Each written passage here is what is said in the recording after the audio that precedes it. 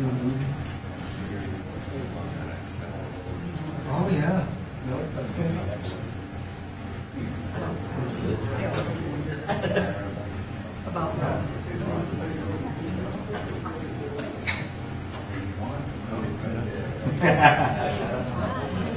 Yeah, sure.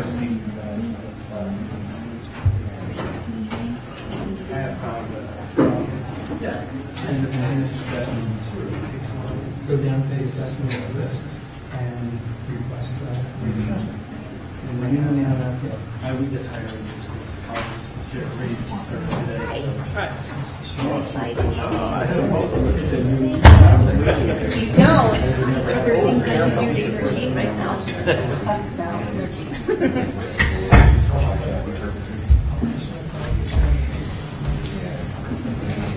How you doing, Don?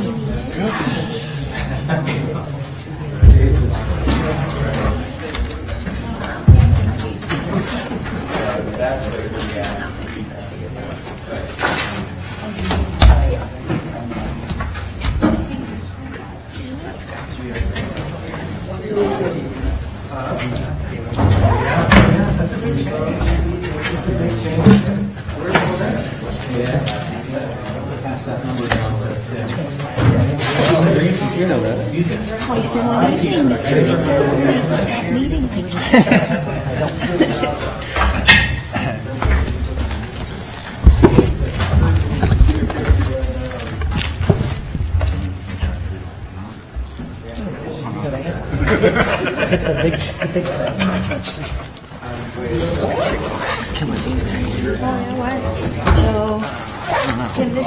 I ran hills today. Could be part of it. I took good notes to get there.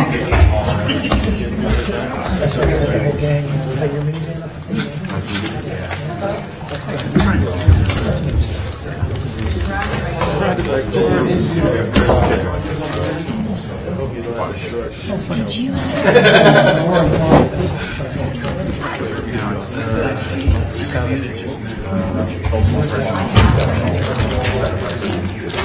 Did you see that?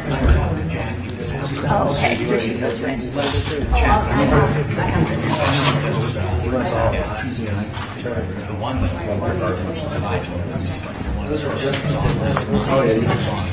Thank you. Yeah,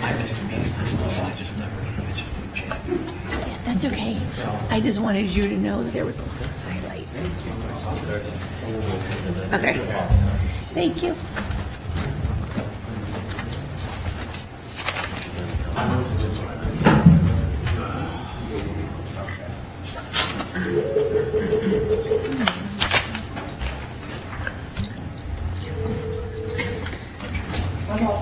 Hi, we're just going to start here in a second.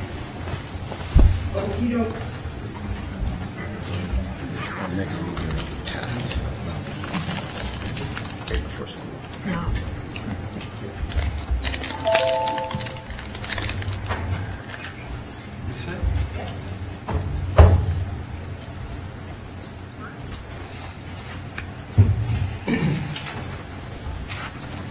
Okay. Thank you all for coming this evening. I'd like to welcome you to the Mill Creek Township School District Committee of the Whole meeting on Monday, August 7th, 2017. And we will open up the meeting with roll call. Mr. Eliota. Here. Ms. Bolheimer. Here. Mr. Busco. Here. Mr. DePlacido. Here. Mr. Hosford. Here. Mr. Kovilka. Here. Ms. McClintock is absent this evening. Mr. Pitzer. Here. Ms. Reese. Here. Mrs. Mosley. Here. And Attorney Setting. Here. Okay, thank you very much. Item 1.02, executive session announcement. The executive session is for personnel, resource officer, litigation, LECOM, tax assessment, and student-related matter. Item 1.03, approval of the agenda. I'd like to take a motion. So moved. Second. Any discussion? Hearing none, all in favor say aye. Aye. Aye. All opposed? Motion carries. Thank you. 1.04, Pledge of Allegiance. Please stand. I pledge allegiance To the flag of the United States of America and to the republic for which it stands, one nation, under God, indivisible, with liberty and justice for all. Thank you. Okay, visitors. We have no 5-minute visitors signed up previous to the meeting today. Is there anyone in the audience that would like to address the board this evening? Okay, hearing none, we'll move on. Superintendent's report. Ms. Mosley. Good evening. First, I would like to welcome Mr. Joe Orlando, our new elementary curriculum director, to his first board meeting. We're very happy to have him on our team. This evening, I have 3 items that we will be seeking for your approval. Item number 3.01 is our state audit management response, and I would ask for a motion to accept the state audit management response and corrective action plan related to the 2016 state audit. Motion? Second. Discussion? Hearing none. All in favor say aye. Aye. All opposed? Opposed? Opposed. Motion carries. Thank you. Thank you. Item 3.02 is the Mill Creek Community Hospital Tax Assessment Agreement.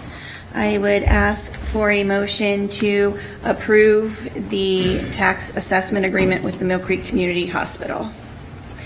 Motion. Second. Discussion? Okay. Hearing none. All in favor say aye. Aye. All opposed? Opposed? Motion carries. Thank you. And item number 3.03, I would ask for a motion to approve the personnel report for the August 7th of 2017 board meeting. You need a... Take a motion. Motion. I think discussion. Second. Thank you. Discussion? Mr. Rankin, would you like to share with us any highlights? Sure. You need me to go to the podium, or is it okay here? Podium is good.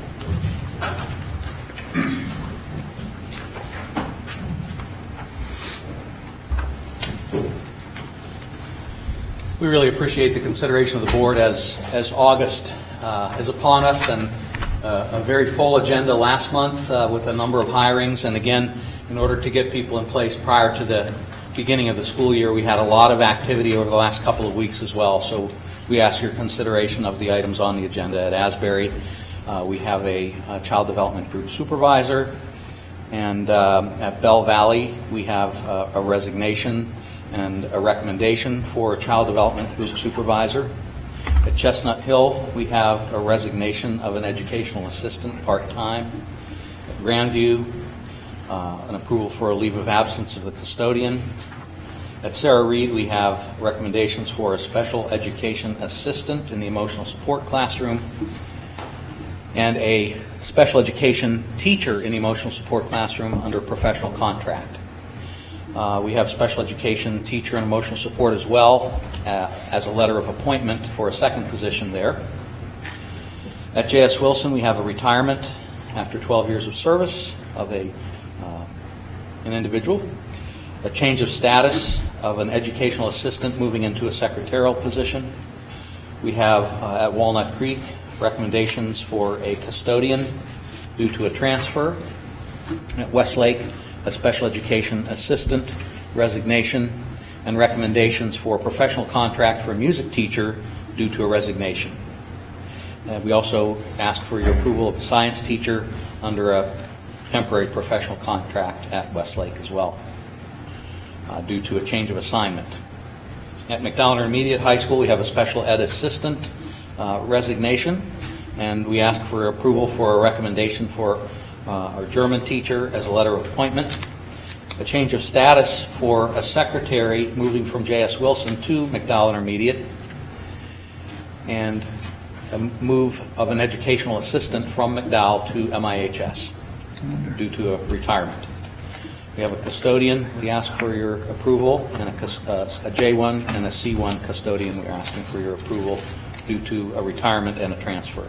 And at the senior high, 11th and 12th grade building, McDowell, we have recommendation for a temporary professional contract for physics teacher, a change of status for a special education assistant moving from the intermediate to the 11th and 12th grade building.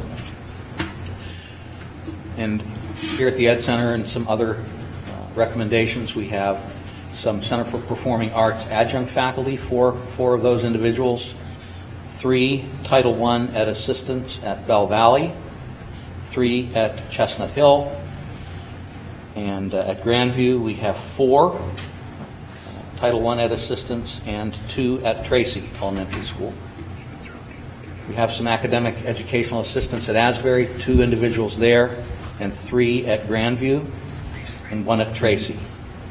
And then we have a significant list of department chairs. There are some remaining department chairs open where there are going to be some interviews and determinations made and recommended at a later time. We have a recommendation for pupil services department chairs as well, and 2 STEM coordinators for the district, a 9th through 12th grade coordinator and a 6th through 8th grade STEM coordinator. And then we have recommendations for 6th grade basketball intramurals at Westlake and 7th and 8th grade wrestling coach at McDowell, some first student employees, and the additional page of substitutes for child development is attached. Any questions? Once again, a large number of people to get in place as the school year starts. Thank you. Okay. Any more discussion? Okay. Hearing none, all in favor, say aye. Aye. All opposed? Motion carries. Thank you. Thank you, Ms. Mosley. Thank you. Appreciate it. Solicitor's report, Mr. Senate. No report. No report. No old business, no new business. We're down to remarks. School board remarks. Anybody care to share some thoughts, ideas, hopes, dreams We could hear all with the board? Okay. Hearing none, I will call this, well, I will take a motion to adjourn. So moved. Second. Discussion. Hearing none. All in favor to adjourn, say aye. Aye. All opposed? Welcome to stay. Meeting adjourned. Thank you very much. We will get started with the committee meetings shortly. You want to go first, Donnie? I can see. I can. I'm good. Yeah? Yeah. Okay. Do we want to get right in committees? Yes. Okay, let's go. Finance. Donnie, Mr. Osford. All right. We have 8 items this month on the Finance Operations Committee agenda. The first one, 9.01, is the Title I Services Agreement. Any comments or questions? Okay. 9.02, we'll have the PA Pre-K Counts Program Grant Renewal Agreement.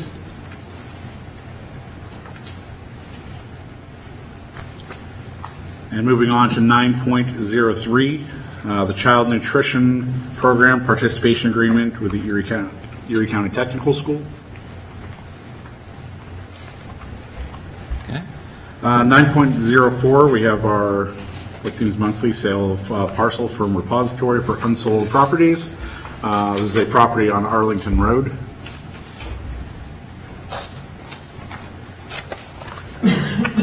.05 is the 2015-16 School-Based Access Program Billing Agreement, revised. And Aaron, what's the what is revised on this? Can you recall?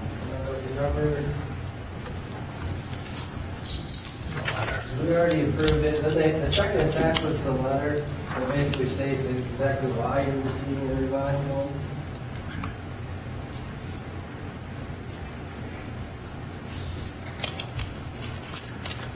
Okay. The shifting of funds that was driven by the state, which looks like it was driven by essentially common funding. Okay. Just by funding. Right, according to the IU. Okay. Then 9.06, we have our accounts payable report. Had some questions, Mr. Hosford, on the, there's a, and I should have wrote it down, I could easily, submit it to the president in a written format after the meeting or sometime this week. This is a $5,000 charge for a former superintendent. Is that part of the contract of, Yes. yes? Yes. Okay. Are there any other retirees? One. Just one, and that was the former superintendent? Correct. There's no one else on medical? Off the top of my head, I'm almost positive that there's only those two former superintendents. Okay. I had some questions about the cost of expenditures to Giant Eagle. Again, I brought this up in the beginning of the year. There's towards the end, I had them written down, and I will reduce it to writing to President de Placido. Where is it? There's an $850 charge twice or three times. What was that for? Do you know which page? I'm Do you looking know at- what page? There's 87 pages. Yeah, If you it's do a 87. control find on Giant, you can get to Giant Eagle rather quickly. It's item number. I'm not going to be able to answer any Giant Eagle. Right, off the right, top of my and that's why head, I'm so submitting it. get 'em. Right, yeah, and I appreciate that, Mr. O'Toole. I will be submitting it in writing, requesting the backup invoices to the expenditure to Giant Eagle. I think it's $5,000 and another $4,500. I will say, for a majority of our Giant Eagle payments, that it relates to our family consumer science programs. And as we mentioned for the last couple of times, most of those relate to that, or if not, it might relate to a special ed program where it's part of getting some of the students out in the environment to learn, and that might be a place where you go to shop, where they can learn how to shop. If you want more questions on that program, I'd ask Mr. Knighton, but I would, it's fair to say that 95% of Giant Eagle payments relate to one of those two programs. Didn't the state audit just tell us that everything was in order on the credit card, all the receipts were there, and all the procedures are being followed, and everything is correct? Restrictions That you can only spend so much at Giant Eagle, and each transaction can only reach a certain dollar threshold as well. So there are internal controls in place with the Giant Eagle purchases, yes. I'm still trying to find the charge of $850. What I'll do is I will submit a request, an official request for the information. And I think I brought this up last year and again this year, relative to the copiers and the contracts that we have and the overages of copies made at the various schools. It amounts to almost $25,000 a month. Again, I'll answer this again, they're not overages, we get charged on a per-click charge.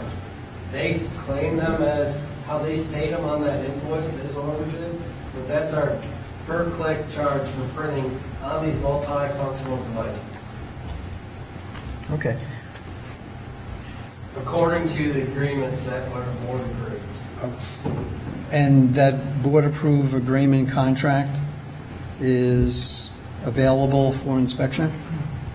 Yeah, it'll be in board docs. Okay. It'll be under SWOT. Okay. Just found it. It's on, looks like page, doesn't have the page number. Okay. Berkmeyer Trucking, $850. Freight charges for loads, $713.17. I'd have to go back and look at that one. Okay. I mean, the Berkheimer trucking, I think we already discussed, I think it relates to the I don't remember off the top of my head. Before I speak incorrectly, I'd rather go back and look at those specifically. And then there are other charges from 3 law firms, and in the description is general matters. I will be requesting backup invoices and documentation for those general matters. So I will be submitting it to President De Placido this week or next week. Okay, thank you. Always provide invoices. I know. Okay. Thank you. Anything else? Any other questions on the accounts payable report before we move on? Okay. 9.07 is the disposed technology assets report. I had a question about that. Looked like the majority of the computers from like 2011. And is it safe to assume in 2011 they were Windows 7? Probably beyond XP? We've updated most of our machines from Windows 7. I mean, we're at Windows 10 now. Yep. Yeah. And pretty much I've seen a couple of 100 17-inch LCD monitors. You know, case in point, there's some up there. I'm guessing that a 17-inch, it's going to be a 4x3. It's not going to be a 16x9. But doesn't that have a scrap value, maybe $5 or $10 that you can get for those, or no? You know, they're not CRTs, but I'm assuming they still work and such. Did we get anything for these, or did we just shit can them? No. We have them certified, but they're disposed of accordingly. But no, we didn't confirm recycling. I don't believe we did. I'll confirm that. Okay. I don't believe we did do that. Are we supposed to discuss possibly something that we're going to do going forward? I just remember 15 years ago, I went to an auction at Westlake Middle School, and I ended up buying CRTs that were from Commodore Computers at the time. And I bought them for like $5 a piece, but I bought like 40 of them. And I was a hero when I came back to WJT, because I'm like, look, I got 40 monitors, and they worked with video. But I'm just kind of wondering, now that we're getting into something a little bit more modern, you'd pay to get rid of CRTs, but is there any valor, you know, because a monitor doesn't have any information on it. You're not having to wipe the hard drive or anything. Is there any valor to trying to sell these for $5 a piece or $10 a piece to people who might want them? That size, they can get bigger off of Craigslist or eBay or something like that. And we still, as far as 17-inch monitors go, we still have, I want to say, close to 60 to 100 on the shelf in the warehouse for spares to replace those that we still have out in the buildings. Have we gone to 16x9 pretty much everywhere when we can? We're doing, I would say, a slow changeover, but as far as the majority of what we have, it's still the 17-inch 4x3s. Okay. I just wondered, you know, if they were worth anything. I mean, it might be more trouble to try to auction them off or something. I'm just perceiving a little bit of a value there, but at least if we're not paying to, you know, a lot of this e-waste you pay by the pound, and you can pay thousands of dollars to dispose of it. I don't remember, but I know we don't pay. But I'll look into whether we get money back or not. Okay. But I'm not really sure. It's almost like sometimes a wash, but depending on how much the weight is. And just another question while I'm thinking about it. When we were here 2 weeks ago for a special meeting, it was extremely hot in the building. We had a power failure. We had no air conditioning. Did any of our equipment get damaged in that server room, or no? No. Good news. Okay, thank you. Appreciate the language, watching the language, Mike, down the road. Shit can? Exactly. Okay. This board is setting an example, and you're not. I don't appreciate that. No, excuse my French there, John. Thank you. Okay. Anything else? We have one more item. We have the Assessment Evaluation Inc. agreement. This is the same agreement that you approved last year, or that you, the board, approved last year. And what it allows us to do is to challenge certain assessment values of homes that we feel will generate at least an additional $1,200 in tax revenue.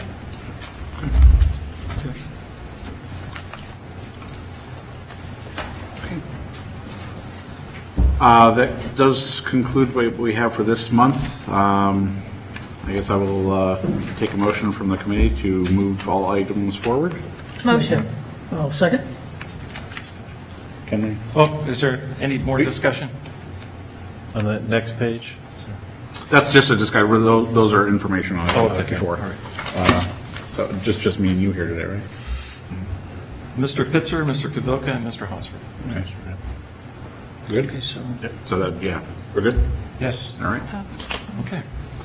And then Aaron has an item, informational item on the feasibility study, appraisal, and fixed asset tagging. Here, so this is all intertwined between one another, but really we got our last feasibility study quote on Friday. So we will be bringing project forward at the board meeting to approve a feasibility study. That'll allow us to do kind of sets a framework of the condition of the buildings, what needs to be replaced, rough costs associated with those projects, to what might be recommended by the engineers or architects. So we'll bring forward one.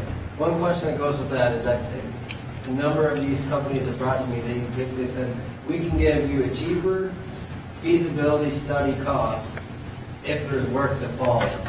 I don't know if the board, I would like the board's opinion on whether or not you want to just kind of pick our own engineer as we're going, an architect as we're going through these individual projects that we'll have to do. I'm just going to throw it out, maybe as we doubt we have to do something with we're going to add air conditioning, right? If we use the same engineer that we use for the feasibility study, they're saying the feasibility study would be cheaper. There is some benefit to that as they have already gone through the buildings, but at the same time, there's also the downside that there's not a competitive kind of going on for the engineering fee itself of the project. I would like to have it separated because who knows what they're going to recommend, and there's no checks and balances to say. Okay. That's my opinion. They may recommend something that we don't really need, but they know they're getting the work for it. Would you have an RFP prepared with criteria? I did not submit a formal RFP. We've called a number of different architects in the area. Okay. Wouldn't it be prudent to have put out an RFP with the criteria of what they're going to do, since it is a feasibility study, an appraisal, fixed assets, what's the cost or the estimated cost, and put it out there. You're asking us, I'm in healthcare. I have no idea what a building would require.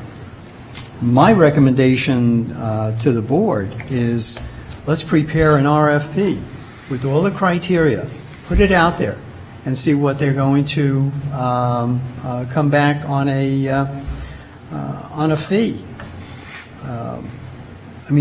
That's logical in private industry. If I'm going to build my home, I'm going to say I want a 3-car garage, I want an evaluation of the roof, etc. And we've done that. And the standard feasibility study is the same for every district in the area. So these companies know, did we advertise it? That's the only difference that you're discussing from what we've done to what you're asking for. We didn't advertise. We've called every local engineer/architect, as well as one down in Pittsburgh, to actually submit a quote. So we didn't advertise? No, we didn't. Do we have 4 different quotes? Yes, we do. Okay. Is that standard operating procedure according to guidelines of PDE? You do not, PDE does not tell you you have to do anything when it requires services. If it's bidding on an actual construction work, yes, you have to advertise it. There's a whole other set of framework that you need to follow. Have we done this before? The feasibility study? Yes. Not since I've been here. Okay. And you arrived in 2013? 14, I'm sorry, 14. Right. Could I ask, may I ask Mr. De Placido? He's been here since 2008? Yeah, we have, there's been a feasibility study. Okay. Yeah, I don't remember the last I think time. it's the one- How much- 2010 or 2011. John, I remember we had a big book, didn't we? Yeah, I think That was 2010, quite a 2011, bad- somewhere. That sounds about right. Yeah. Aaron, is there an independent, like when you buy a house, you bring in an external, like a housing inspector, like that has no association with anybody? Is there something like that for this commercial type things or no? Well, that's kind of what we're asking to do with this feasibility study. I mean, it would be, you have one or two options to go here, which is I just mentioned. You can either have a company do the feasibility study, and then you're going to have other engineers coming in that can kind of inspect it or manage the projects if you decide to move forward with it. Yep. Or you could go with the one company who's already been in the buildings, already seen everything, and is kind of familiar with those buildings. I know that we've used Chris Coughlin in the past. He's got some familiarity, he's familiar with all the buildings. He might have, so that's kind of where we're at between those two, which is fine. We don't have to make that decision right now, and even whether or not you maintain that. We'll bring forward at the board meeting who we would recommend for the feasibility study. I kind of agree with Mr. Hosford, where if it's somebody that doesn't have any skin in the game, they kind of come in and give you their, or whatever they charge you, an hourly rate or whatever, and come in and say, this is what we feel needs done. And then you go from there. Versus, an architect's working on a percentage, the more that you do, the more they make. They're going to want to find a lot of items. It would make common sense, so I think somebody that's totally independent, even if they cost more money, is more of an honest read on what's going on. That's And that's just my opinion, but kind of prioritizing too, that's saying, this is what really needs to be done. I mean, I remember we brought in a company from Cleveland or something, we had a wall ready to collapse at the intermediate, had to be inspected, x-rayed, et cetera, et cetera. That was a very important, quick project, but other things might be, well, we would recommend that you do this within 10 years, this within 5, so that we kind of knew where we're at. But it's money well spent. We've got to keep our facilities up and see what's going on there. Okay, so I'll move on to the. One other thing I just want to say, this also comes into the fact that if we don't, and I'm not saying we do or don't, but if we use somebody that's been here before, there's less time spent by the administration following them around, showing them things and all that. And those costs get lost in this whole thing. I'm not saying it's good or bad, I'm just saying that's a fact. Because if somebody new comes in, somebody's got to follow them around, somebody's got to tell them everything, and they got to dig drawings. So there's a cost to that. But I do think, my opinion is that we should have a document to say what we want. I think This is going to eventually generate this feasibility study of what projects we need to do, or what they recommend we should. Well, that's the result of the study. I'm saying to get the study going by an architect, engineer, whatever, we should have We do. The criteria. We do. Yeah, the criteria we want you to adhere to. This is what we want you to review each building. We want you to review the boiler room. Is there a list? Is there I mean, we have that. is a checklist or? Yes. Right. I mean, that's done. Everyone has the same criteria, yes. Can you send it to the board directors, Yeah, we can. please? Thank you. Well, and we should be able to use that, the one that we had done. It was very thorough. I mean, it had all the things. And There's hopefully a few buildings that we have disposed of since then, but I think as a general rule, if somebody recommended a new roof 7 years ago and we haven't done the new roof, then it would kind of make sense that the roof hasn't gotten better in 7 years, So I think if we kind of worked off the one that we had and ran with it, because John's right, if somebody's familiar with our facility, that makes a difference too. But then I think when it's time to award it, then you might go in, just as when you sell a house, realtors are hungry, some will do it for less than others. Architects will do it for a less percentage possibly also if they want to work.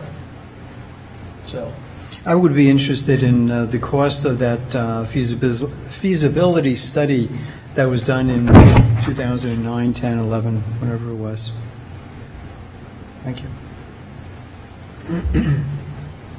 All right, I'm going to move on to, the company that insures the district, that provides insurance, UCA, is actually going to appraise the district for free. That is part of a program that we were able to get ourselves into. It saves us $25,000 or so. What we do want to do is they'll actually appraise everything but the tables, like the fixed asset type. I don't how do I want to say The it? guts of the building?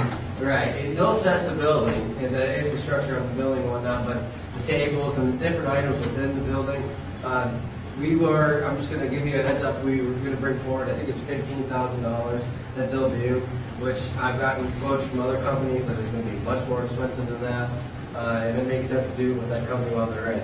So I just want to give you a heads up that we are going to have our buildings appraised, and that will be coming forward for the next month as well. I just have to work on a few different details. On top of that is the company that with Utica is they're willing to come in and tag all of our fixed assets. And that is at a significant discount. I've got some quotes on what a company would do to come in and tag. It was close to $100,000 for a district our size. And I think that quote was right around $15,000, $20,000 as well. So I want to keep you guys informed that we are moving forward and maintaining our buildings. We're giving them appraised. We're going to evaluate all the items we have within our buildings and try to tag those. So those things will be coming at the board meeting. What do we have tags on now? Like our computers we do? Yeah. Our That's IT about it? equipment is all of our IT equipment's tagged. Outside of that, we don't have anything. And we need to get to that point in time to tag it. Quite frankly, if you would want us to do it, we can do it. It might take me a year. And I won't be doing anything but tagging. Sure. So this is actually pretty cheap, and we do need to do it. And in our insurance coverage, let's say for fire or property damage, do we have an escalation every year, a couple percent? Yeah, we do. And actually, we've been doing pretty well. Holding steady. I think this past year was 2%, which is really, I think the last couple of years it's been less. Been within a couple of percent. We haven't had any big charge. I guess the premium goes up, but like if they say that this ed center is worth $30 million, is it worth like $33 million next year? You know what I mean? How when your house always goes up. I don't remember what we've used. Replacement cost. That appraisal value. Yep. To base the premium on. It does. It has been increased over the years. I don't remember what. I do know it's been probably a decade since the district's been appraised. It needs to be done, and we're getting it done for free. Well, and they just had the situation with a multi-million-dollar fire at the tech school in the city. That's next door, and also something happens, God forbid, you got to know where we're at. And just make sure that we have the means and the time and the thing to maintain that list once we get it. I mean, that's the key. You can go around and tag anything you want, but if that thing goes away, whatever you tag. And I'm looking into what's called RFID tags, which is you don't have to literally scan every tag. You kind of walk into a room and it will just register, hey, this is what you have in this room. Some means of maintaining a good thing. That's really good, but you got to maintain it to make it accurate and have any value, actually. Yeah. That's all. I just wanted to inform the board of the direction we're going. That concludes our committee. Thank you. Thank you, Mr. Osberg. Personnel and policy, Ms. McClintock is absent. Chris or Donna, would you like to? I'll take Chris, it. can you? Okay. All right. We got 4 items. And the first one is approval of policy 219, student complaints. Any questions? Second item, 1302, is our bullying, cyberbullying. 1303 is 906, public complaints. And then we have a job description for supervisor of maintenance. And it's revised. We did talk about this previously. Any questions? I have a question on the bullying and cyber bullying. I'm presuming that all the policies are annotated through PSBA? Meaning that we're getting the recommendations from PSBA? Yes, so we've completed our audit last year, so now what we do is we get a quarterly, what I will call like maintenance schedule, if you will, where they suggest policies that need to be updated, because If you remember, we did our big revamp to get caught up. We did our merger of the 3s, 4s, and 500s. The reason that you're seeing the bullying and cyberbullying policy 249 this month is that we are required to, on a regular schedule for the safe schools requirements, review our policy and make any edits or changes to it. So you're not seeing any changes or revisions in the policy itself. What you're seeing is that it has gone through the renewal process with the administration. We did that at retreat last week, and we're asking for you to approve the review of it. Thank you. So we're not making any actual changes, we reviewed it and... We're actually talking about this.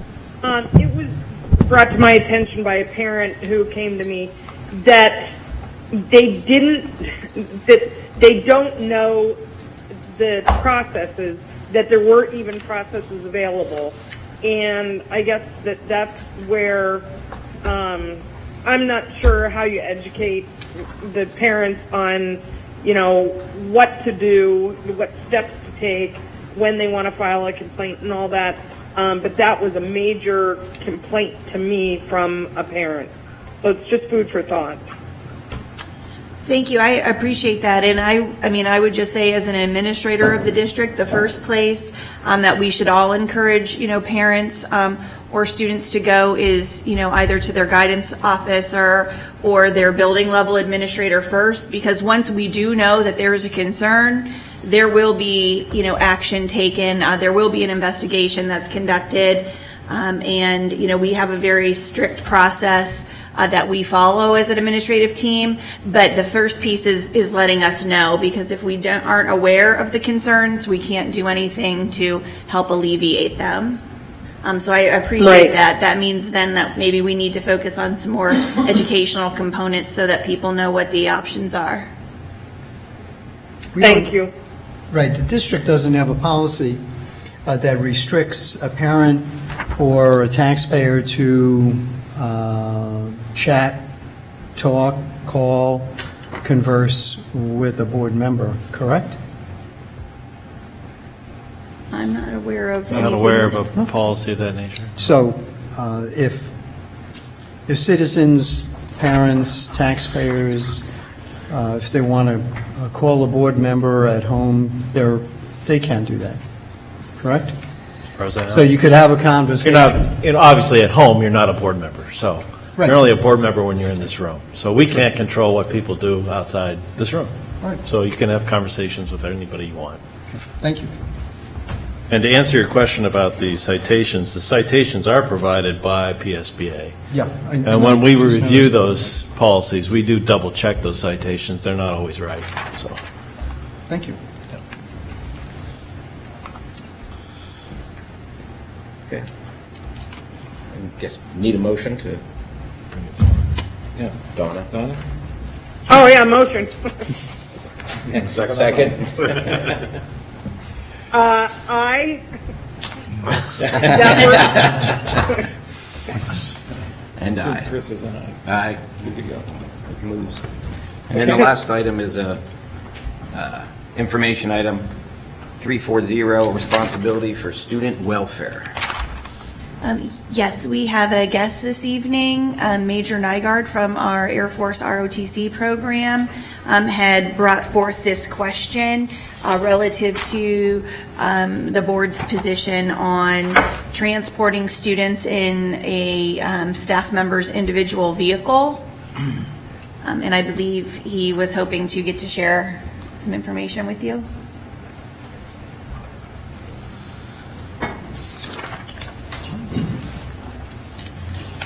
Thank you, everyone. Good evening. My name is Major John Nygaard. I'm the Director of Air Force Junior ROTC at McDowell. And I received a policy letter from Air Force Junior ROTC headquarters at Maxwell Air Force Base in Alabama. And among other things, it says, quote, in the absence of a written school or district policy which specifically permits the transportation of Air Force Junior ROTC cadets in an Air Force Junior ROTC instructor's privately owned vehicle, the following policy is in effect immediately, and then it follows, you will not And it's all for the safety of the students. It doesn't take a wild imagination to understand why the Air Force is making this a policy. To my knowledge, Mill Creek Township School District, specifically McDowell High School, does not have a policy that allows or prohibits instructors, Air Force Junior ROTC instructors, transporting students in their privately owned vehicles. So I would like to propose we come up with one so that our I's are dotted and our T's are crossed. There is. We do. That would be the policy that Mr. Busco referenced. It's policy 340. It's one of the items under the responsibility for student welfare. Okay, so then my proposal is it possible, legally or otherwise, to generate a policy whereby the first course of action for myself is to request transportation officially through official channels through the district, so that I'm not transporting kids in my vehicle. And if so, in my kind of way of thinking, if it's possible, that it would be worded such that my first course of action is to go through those official channels, and that in emergency, or not in emergency, but in last minute cases where I cannot procure transportation through official means, am I allowed, or can we allow myself or Chief Holmes to transport students in a privately owned vehicle? And this is why I ask. We receive regularly requests from the community for services from our cadets. This could be anything from an honor guard detail at a funeral for fallen veterans, and most commonly it is a honor guard flag presentation type ceremony at various official government functions at both, most frequently, the federal courthouse and the county courthouse. I don't say this as a blanket blind point of pride, but our cadets are universally renowned as the best in this area. I'm not going to drop names while I'm on the record, but I've had various government officials everywhere from officers in the police department, both Erie and Mill Creek, as well as federal officials at the county and federal courthouses say, when McDowell Air Force Junior ROTC cadets are involved in the ceremony, their level of excellence is well known. I think that this is an invaluable, if nothing else, PR for our district, but it also reflects positively on all of us and what we're doing for kids as a whole. So again, if it's at all possible, I would like such a policy considered, because a lot of times these things are dropped on us at the last minute. What really happens a lot of times is you'll have another school district and another ROTC unit obligated to present colors or open a ceremony, and they don't show. For reasons I'm not going to speculate. They don't show or something like that, and we get a phone call at the last minute, hey, this is going on, it's going to happen later on today, it'll happen tomorrow, they just backed out, can you have any of your cadets there? Again, I would like to have the option if at all possible, and if it's not, I get it, but that's why I'm here. Do you have access to like a fleet vehicle per se, like a van or something that we have here at the district? Have you been able to procure something like that, or is that very difficult? It's not difficult, and I do have access to a fleet vehicle, but every time I've ever tried to request access, it's always been for weeks and months in advance.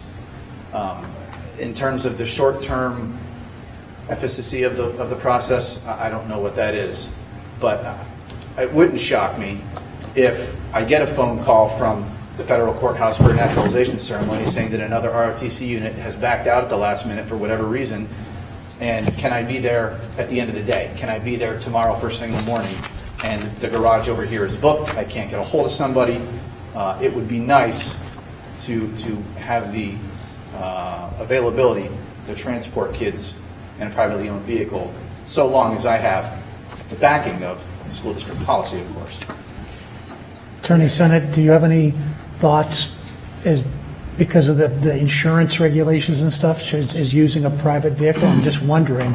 I just wonder, Major, if we'd be better to have something readily available for you. Basically, you had a set of keys that you would go get. Appreciate you wanting to utilize your own vehicle, but I'm just wondering if we should just make sure that something is very readily available to you. I mean, it's great criticize that as an idea. That's just inefficient use of our resources. Having a van, I would agree that in months ahead, we have so many different programs that use the vans. It would be difficult to call in the day of and say, hey, I need a van. Impossible, I wouldn't go that far, but I would agree with Major here that it would be difficult to do that.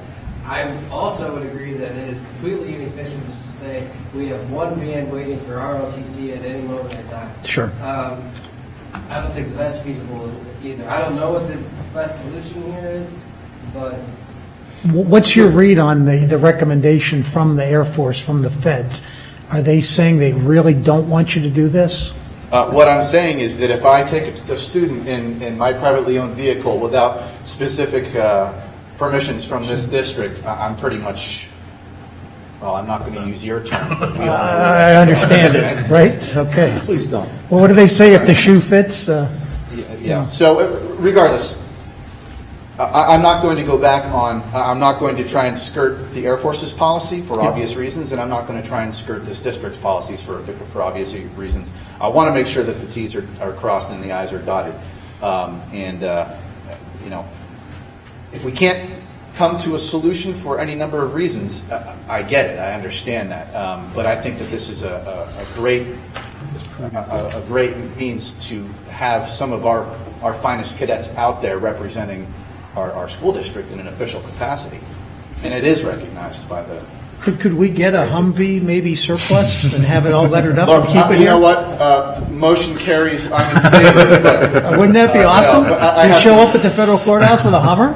I agree, though. I mean, I don't expect the school district to have a van, on the ready. Major Nygaard, Yes. have you looked at policy 340? I have not, no, sir. Okay, maybe, if I may suggest, maybe take a look at that. Yes. Maybe that'll suit your... It prohibits. Okay, then. I mean, I believe it would take a policy change. It would take a modification. So the policy committee would have to hear it. Would there be any, I mean, outside of personal vehicle, maybe we have an agreement to rental car? Does that get away from the personal, could we give them the ability to rent a car for the day to transport? Without agreeing in my world, we didn't budget for this. It's coming up, now you're overspending your expenditure. Right. So, I mean, yeah, we could do that. That's not...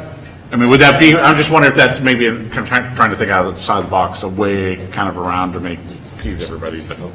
I think the policy committee would need to take it. Yeah, if the board is amenable, we can certainly poll, we have the ability through PSBA to look at, what other school districts have done in terms of their policies. I think it also would buy us time to talk with our insurance carrier to see what kind of liability issues there may be.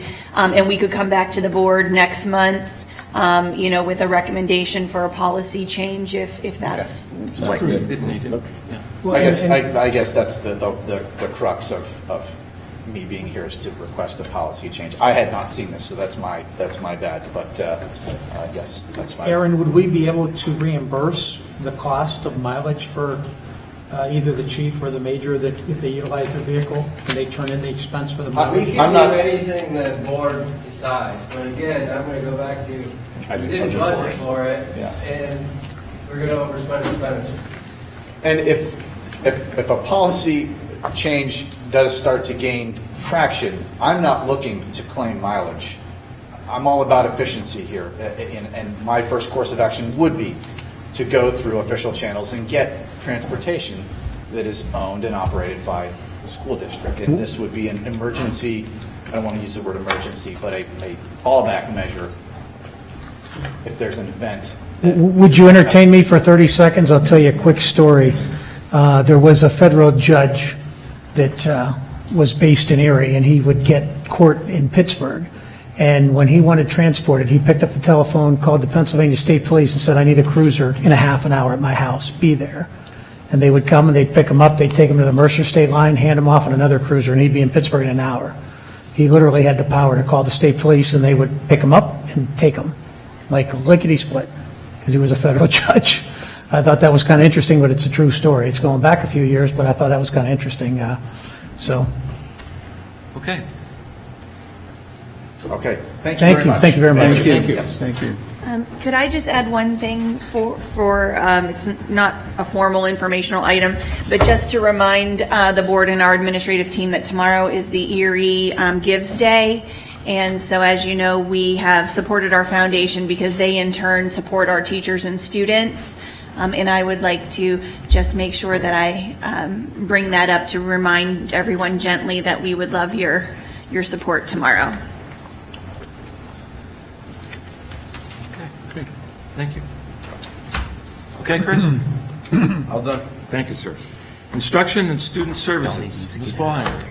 Yeah, so the first item bringing forward for consideration is 17.01, a field trip request for the McDowell Orchestra. 17.02 is the Second Harvest Food Bank backpack agreement. 17.03, disposal of surplus property, equipment, supplies, and textbooks. And I've looked at that. It's a very nominal amount of old, broken, and used things. 17.04, dyslexia and early literacy intervention pilot program grant contract for 17-18. 17.05, the Achievement Center contract for therapy dog services for next school year. 17.06, the Juvenile Probation Office contract for 17-18. 17.07, St. Vincent Healthcare contract for the school physician for 17-18. And 17.08, school dentist contract for 17-18. And I imagine Mr. Ninetem can speak to any of those at length if people have questions. So I take a motion to bring those forward for discussion. I'll second it. Do we, I think it was last year, maybe the year before, the dentist contract, we only had one person bid for it. Do we have any competition for Well, we haven't did services? that. We did the dentist contract. Well, actually, we haven't. We tried to see if anybody else would be interested in that 5 years ago, and then again 3 years ago we had no other interest. Dr. Johnson and his wife, Mrs. Johnson, who's the hygienist, have done that contract for the same price for the last 6 years, last 5 years. This is their But nobody else has any interest in doing it. Okay. Just as a side note, there was 1,379 dental exams that were conducted in grades K, 1, 3, and 7 last year, and 110 referrals out. So I think our average price per exam is like $6.50 to $7 per exam. I wish I got that right. Yeah, if you were in 7th grade, I guess we need to extend that. My wife tells me I act like I'm in 7th grade, so. Is that a yearly contract for the dentist? Correct. I'm wondering maybe for next year if we might reach out to LECOM since they have that dental school now and such, you know, that's a dynamic that has changed. Sure. I mean, we can always do that. Okay. Any more discussion? No. Okay, all those in favor of bringing the items forward? Aye. Aye. Okay, any Okay. opposed? No? Okay. That's all there is on That's that. yellow? Okay. So I think we've covered everything this evening, and thank you for attending. Meeting's adjourned. Thank you, Don. Thank you.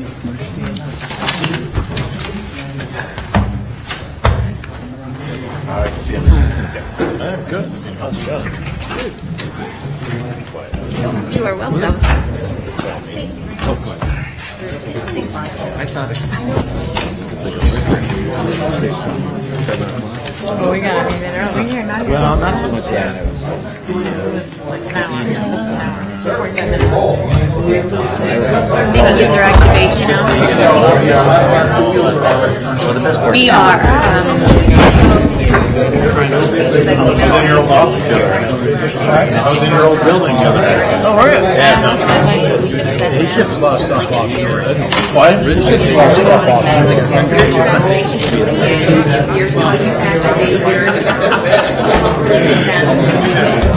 As long as you have whatever they chose, text, email, or phone, they can get notified that way, but.